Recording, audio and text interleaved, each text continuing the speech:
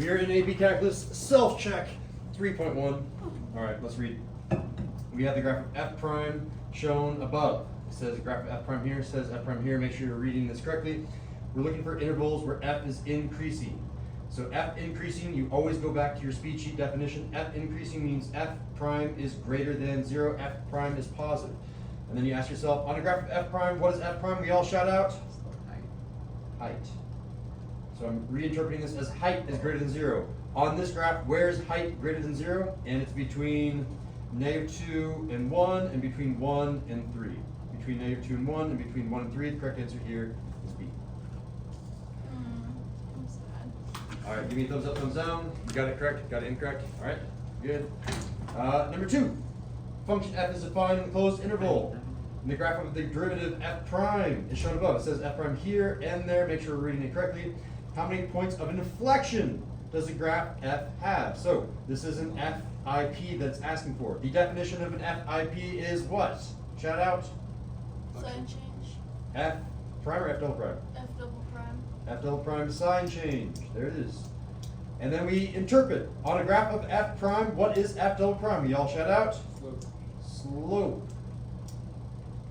Sign change. We're looking for where we had a slope that was a positive into a negative, or a slope that was negative into a positive. And check it out. We have a slope that was positive into a negative. There's the first one. Slope sign change, slope sign change, slope sign change, slope sign change, slope sign change at 1, 2, 3, 4, 5, 6 different spots. The correct answer here is E. 6 different points where the slope changed signs. Thumbs up, thumbs down. Okay. Number 3. The graph of the derivative of f is shown below. So again, we're looking at f prime. It says we're looking at the derivative. Make sure we're reading this correctly. Which of the following could be the graph of f, which means we're going backwards. Again, I've said this before. We have one turnaround spot. If I took the derivative, I would have even less. If I'm going backwards, I'm adding another turnaround. So I have one turnaround spot, which means I should have 2 turnaround spots. 1, 2 turnaround spots, 1, 2 turnaround spots, 1, 2 turnaround spots. These went forwards by accident. It's not D, it's not E.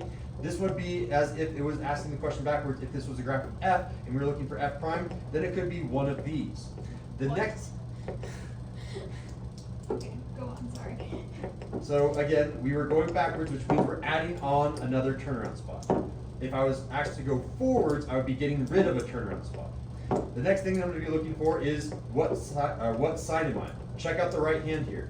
On the right hand, I have right hand up, which means right hand should be up, right hand should be up. Uh-oh, this right hand is down, cross off C. And just as a note, that would have also crossed off E because the right hand was down. If I did take the derivative going forwards, the correct answer would have been D here because the right hand was up. But again, I'm now between A and B. I've turned it into a coin flip, a 50-50 shot. Now we have to decide between this function and this function, which one is correct. And the way that I do that is by analyzing where f prime is equal to 0. Check it out. I have an x-intercept on f prime at 1, which means f prime is 0 at 1. I will label this in my notes. This is where f prime is equal to 0. That means that the height is equal to 0 on this graph of f prime. However, these should all theoretically be graphs of f. On a graph of f, what is f prime? Height, slope, or concavity? Slope. So I'm looking for a slope equal to 0 on these graphs. Right here, I have a height equal to 0, but over here, I have a slope equal to 0, and that's how you distinguish between A and B. The correct answer here being B, because I have a slope equal to 0 at both of those spots. So 3 different tools that I use there. First, I use the turnaround spots. Second, I use if it's positive or negative. And finally, I went back to the speed sheet definition of what does f prime equal 0 mean. All right. Thumbs up, thumbs down on that one? Okay. Just keep switching. On number 4, we have the graph of h shown above. Okay, and we're looking for h prime. So now we're going to get rid of a turnaround spot because we are taking the derivative. Here I have 1, 2 turnaround spots. So on the following graphs, I'm looking for 1 turnaround spots. So 1, 2 turnaround spots, cross off A. This one doesn't have any turnaround spots. I don't see any turnaround spots. I guess there's. Oh wait, I guess if I continue the graph over here, maybe that would be the turnaround spot. Okay, B is still in the running. C has 1 turnaround spot. D has 1, 2, 3 turnaround spots. Nope, we're only looking for 1 turnaround spots. And E has 1 turnaround spot. So B, C, and E are in the running because they have 1 turnaround spot. You get rid of a turnaround spot every time you take the derivative. Now I'm going to use the fact that my right hand is positive. So right here, this is a positive function. It's technically a positive cubic. That means when I'm taking the derivative, I should also have something that is positive. If I were to continue this line out here, I have a negative function, which means B is now out of the running. And between C and E, one of them is positive, one of them is negative. C is negative, and I'm looking for something that's positive. So purely by using those 2 tricks, we know that the answer is E because we got rid of 1 turnaround spot, making from 2 to 1 turnaround spots, and knowing we have a positive function, it should have been E. I didn't even use any calculus yet. And give me a thumbs up or a thumbs down on number 4. Giorgio? Down, okay.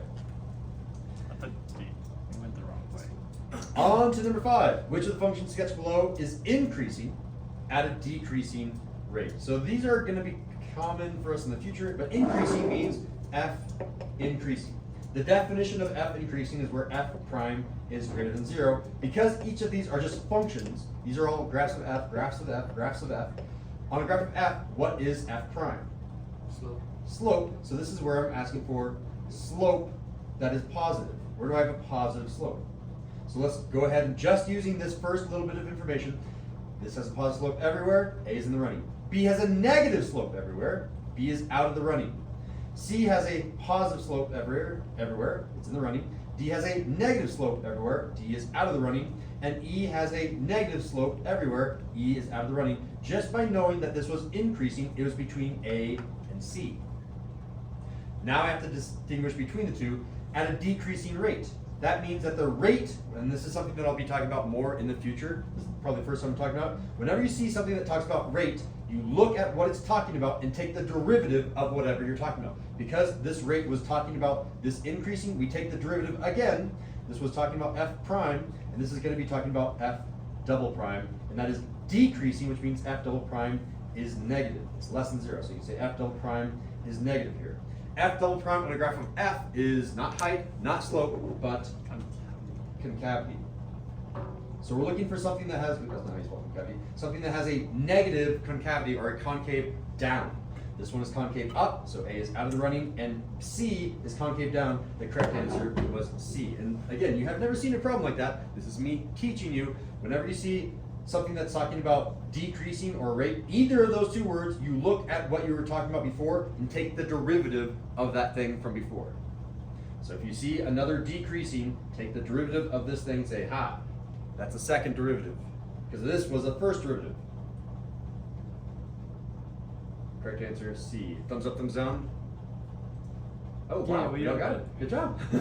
I didn't use that method at all. No, I kind of just looked at it and I was like, it slowly goes Yeah, that's up what I and then said. it slowly stops going up. So That's the general idea behind the question. Yeah, good job, guys.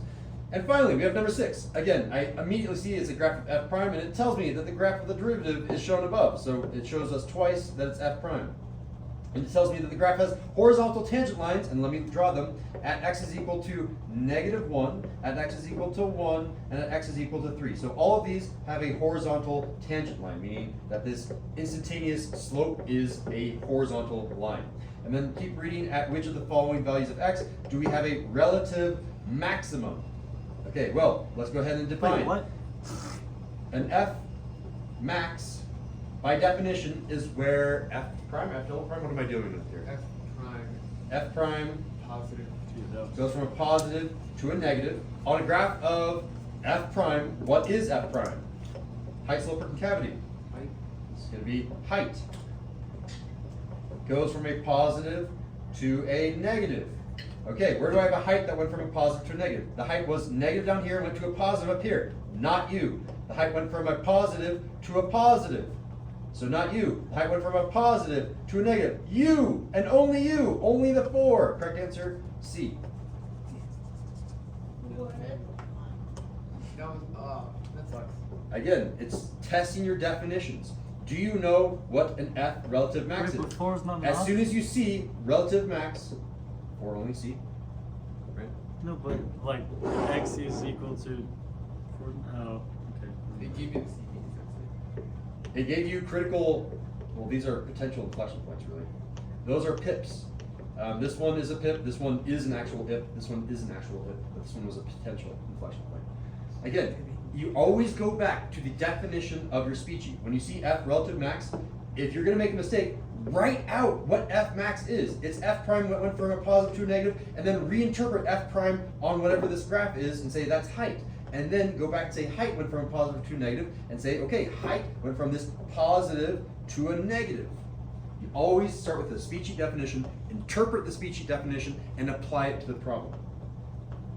All right, thumbs up or thumbs down on number 6? Down, down, and down. Okay, so what do you think were the key takeaways from doing this first speechy before we move on to the next one? Everything is backwards.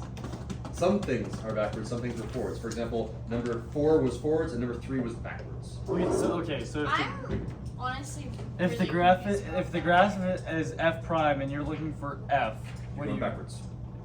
Oh, you're looking for height. So, well, it depends on what it's asking for, but in theory, F turns into F prime when you take the derivative. And when you move to F double prime, that's taking the derivative again. So the derivative is less than less turn points. Whenever you're taking the derivative, you have less turnaround. Oh, One okay, that's what less turnaround.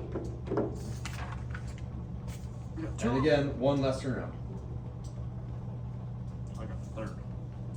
Question over. How can I help you improve? Ask the question so I can clarify. So I just keep. Sorry.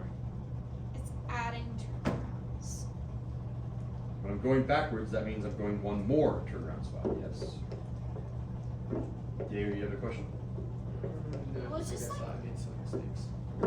The questions they just Yeah, I've read are Max. confusing. The way they're written is like confusing. Yeah, you have to read them and interpret them. You want to pause? Are you good? No, I think we're gonna be good for now.